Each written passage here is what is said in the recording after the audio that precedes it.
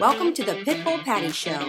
This season, we're inviting you to take the Lit Grit Challenge by reading great literature just 1 hour a day, 52 books in 52 weeks to give you the grit you need to succeed. Hey everybody, welcome to the Pitbull Patti Show. I'm Patti Stueckler, joined by my son Conor. Yeah. And we are actually talking about this book, Pitch Anything. This is a fabulous book. I don't know, Conor, I think I got you to read this, 4 or 5 years ago, maybe, I think? Yeah, it was about that long ago. Somewhere around there. I think when you moved back from New York, maybe. This Pitch Anything, it's such a great book. And since we're talking about, like, self-development, kind of really, doing things to better your life and kind of make us all the best people we can be and really have a good understanding of the world and ourselves and prosper and be happy and all those wonderful things. I like books like this that kind of now this helped me in business, but it also can help you in relationships because what it's talking about is, pitching an idea.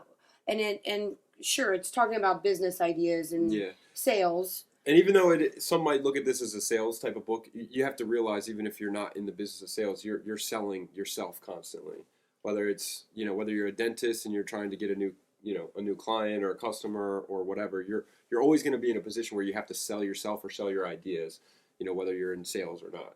Or even if you're trying to convince your husband to, get a new car or something. I mean, you're selling whether you realize it or not. And so you're pitching ideas all the time. And what this author, this Oren Klaff, it's just a great book. You really should read it. If you're listening to this, please do yourself a favor and read it. I thought it was such an enlightening book because it talks about how the brain is wired. It first talks about the crocodile brain. Mm-hmm. Like you have your croc, and so he references it as the croc brain. And then you have, which is like your most basic part of your brain.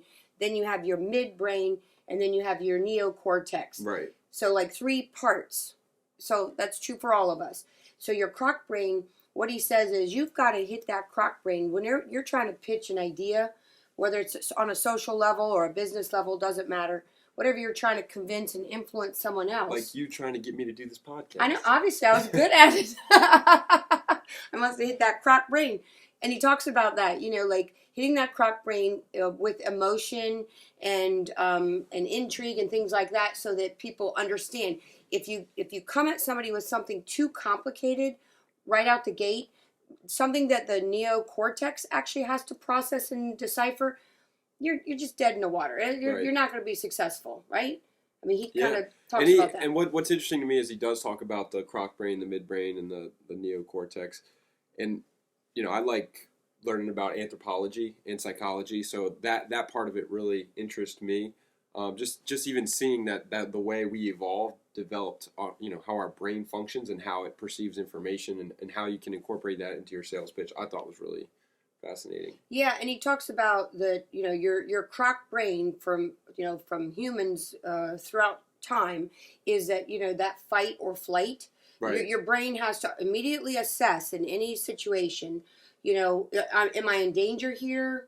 Am I bored here or am I intrigued? Am I, it's like hot what is it called? Cognition. Hot cognitions versus cold cognition. So it's super interesting. And when you understand kind of how he breaks it down, you can really understand how to then communicate a little bit better and try to hone those skills a little bit better. Yeah. And I think of like when he talks about the croc brain, and it's kind of a BS detector, or it's a filter. It filters what ideas get passed up to the midbrain and then the neocortex. So I thought that was interesting. Yeah, and in fact, when I read this book, like I always like to say, try to read any of these nonfiction books that we're talking about, and then try to apply them to your own life. So we all do different things for a living. We all do whatever. But, when I read it, I thought, well, how can I apply that to my business? So when it came to selling real estate and marketing homes, I thought to myself, well, okay, so my job, when I'm listing a property and I'm putting it out there and I have that first photo of the primary photo of the listing. Right. I'm thinking about how can I hit the croc brain of the prospective buyer of that given property. So that's the task I have in mind. So that really helped me. So, for example, I had this one listing that was a horse property, and that particular property. And I've told this story I think before, but the property had been listed a couple times by a couple other agents, and it was a cool property. In fact, it was a great property for horses. It had a lot of really great improvements, fencing, a fantastic barn, a run, all those fabulous things. But the house itself was really small, kind of dated, nothing special, a little rambler. And so after reading this book, I applied that information, and I ended up using the main exterior photo of the house. Wasn't even in the photo. It was a picture of this beautiful horse, absolutely gorgeous face of this horse with the barn in the background and the fencing you could see in the beautiful pasture. Mm-hmm. And and I sold that property. I mean, within like 30 days, I think we got it under contract. This was probably 3 or 4 years ago now. But that's a perfect example of really understanding how to utilize that. You're trying to hit that audience very quickly. So that buyer was a horse person who either has a horse or wants to get a horse and is always, so that appealed to them. And that's what hit their croc brain. They didn't have to decipher it. They didn't have to see a little rambler and then filter through, click photos, read remarks, do all this neocortex stuff, right? And figure out, oh, wow, this might be a really cool place for me to have horses. It's super cool, isn't it? Yeah. When you think about that. That is cool. And that's a great example of practical application. Yeah. Definitely. So then this author talks about, he then goes on, not just the croc brain, he goes on to framing, how in any given two people talking, whether, or more, you're going to have, but you have two people talking, you're going to have two people coming at each other from two different frames. Mm-hmm. And he talks about how, like, you have power frame, like, some people, especially really wealthy people, tend to stay often in that power frame.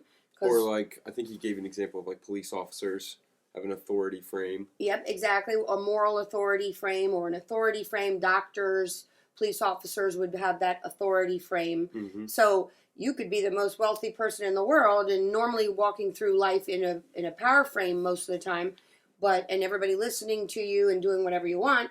But you get pulled over by the police, and guess who's in charge? Right. Yeah. That cop's in charge, and they're gonna steer the conversation and what happens, and they're gonna sit back and listen, right? Mm-hmm. Yeah, and it was interesting that there's a time frame, especially with respect to actually pitching ideas in business meetings.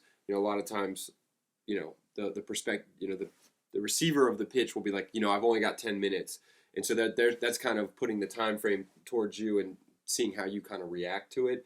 And they said a great counter to that was, well, that's great because I've only got 5, and then roll into the presentation. So I thought that was a perfect example of kind of them using the time frame and then countering the time frame and establishing control and frame of that situation. Yeah, so it's really interesting because then when you read a type of book like this and you start to understand how people go into social and business. Any time you have two people talking, there's a clash of frames, and only one is going to survive, is what he says. Right. So the more you understand framing, the better you can be at detecting it. And also, he talks about frame busting techniques, like you just said. Yep, exactly. Like timing is one, the time frame to say, hey, I've got 15 minutes. You're already taking charge and saying, I'm controlling this 15 minutes. When you walk in the door and you say that, right? The other one was the prize frame. Like, mm-hmm. Instead of, this potential investor being the prize and their money being the prize, you flip it around on them and say, I'm very selective about who I work with. And then they have to sell themselves to you. I mean, it's kind of, some of this is common sense, but seeing it spelled out and with respect through the lens of framing, I thought was really interesting and really useful information. Yeah, and I didn't look at it like common sense when I read it. I mean, when I read it, I just thought, wow, this is so great. This is just, I mean, maybe it's just me. I don't know. But when I read it, I just thought, I remember telling another realtor friend of mine, I remember sending her the cover of the book and telling her she should read this book. Yeah. It's great book. It is a great book because I don't think it is common sense, personally, just for me. I felt like when I read it, it's like he breaks it down into how we're wired. Why just meant that one specific element of it? I guess that's true. Yeah, and I'm not trying to pick on you. Pick away. So I mean, it's just really to understand that and then be able to go through life and start to see frames everywhere you go when you're talking to people and understanding how that works. And for example, I was watching, not to talk about politics, other than as in applying this, seeing this frame. Sure. I was watching the Democrat debate last night, because it was last night, or 2 nights ago, whatever. And Michael Bloomberg was on the stage, and in fact, I heard some of the analysis after the debate. Yeah. And they were saying how uncomfortable he looked, Yeah. and that he had to raise his hand just like all the other people on the stage, and how I'm sure that's probably not, and he did not do well. I mean, that's pretty common knowledge or analysis, I should say, as far as how he did. He looked very uncomfortable. He wasn't used to.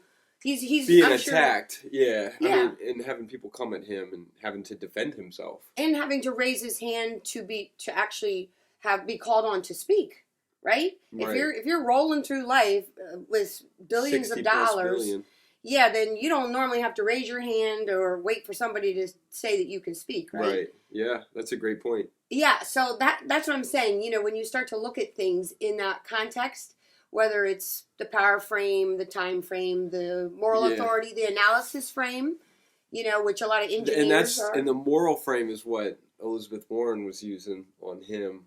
Oh, that's so interesting. Pretty hardcore. It was a pretty stark example, I thought. And I loved, and with she the talks. NDA, you mean? I loved how she, you know, it talks about building intrigue, and she starts off by talking about, you know, the biggest enemy we have is a billionaire, and he's got issues with, you know, sexual harassment, and, you know, so she builds it up to where you think she's talking about Donald Trump, and then she turns around on Bloomberg, and then goes to the moral frame, where she starts talking about the NDA, the non-disclosure agreements with these women he's got the sexual harassment cases against, and I just thought it was really, really fascinating within the context of this, like you were saying.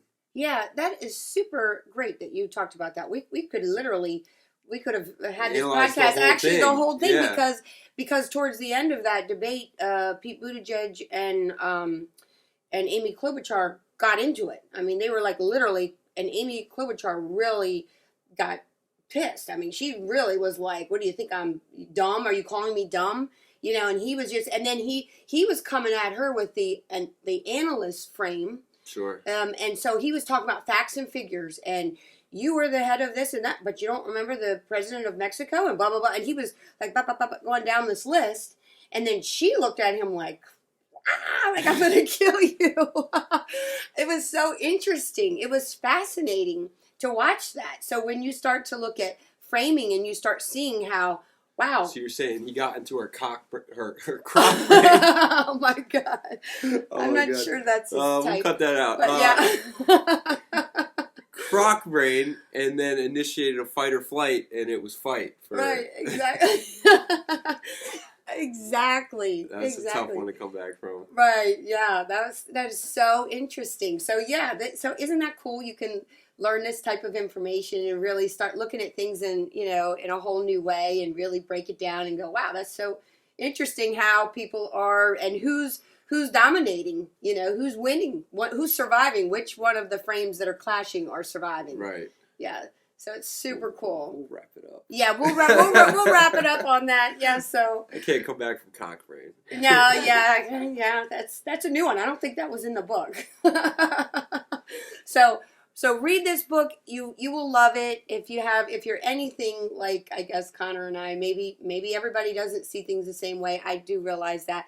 But if you're curious about kind of influence and how you can understand others a little bit better, and also yourself, and how to be more successful. Yeah, in persuading, whether it's in business or social engagements that you or can. Or your relationships, like you said. Absolutely. You can really, yeah. When I always say, okay, John, okay, you want to talk about something else? And he'll say, you want to talk? And I'll say, okay, you got 5 minutes, and that's it. So it's like that. What is that? That's the time frame, right? She doesn't do that. Yeah, no, I don't do that. So we'll wrap it up. Let's talk about next week. The next episode, we are going to be covering Contagious. So kind of these are a lot of, we'll start to get in a little bit more business books. This is, I would say, just a fabulous book, Contagious, why things catch on. I think that's also a really good book for people who are into sales or entrepreneurs, marketing, whatever you do for a living. A lot of people could use that, And in fact, just a little known fact in one of the books we were reading recently, it said that in like 1984 or whatever, that 90% of all people were employees. So only 10%, were business owners. Yeah, I know. And contrast that to today. Today, there are, at least a third, if not a little bit more than a third, closer to 40% of people who are like freelancers, independent contractors, self-employed people. So some of the stuff that we're covering really helps people who are business owners, self-employed people, independent contractors who have to pitch ideas, understand a lot of this stuff that can really, really help them. Yeah. Right? That's great. So, all right, that was quick. All right, thanks for joining us, and we'll see you next week. Happy reading.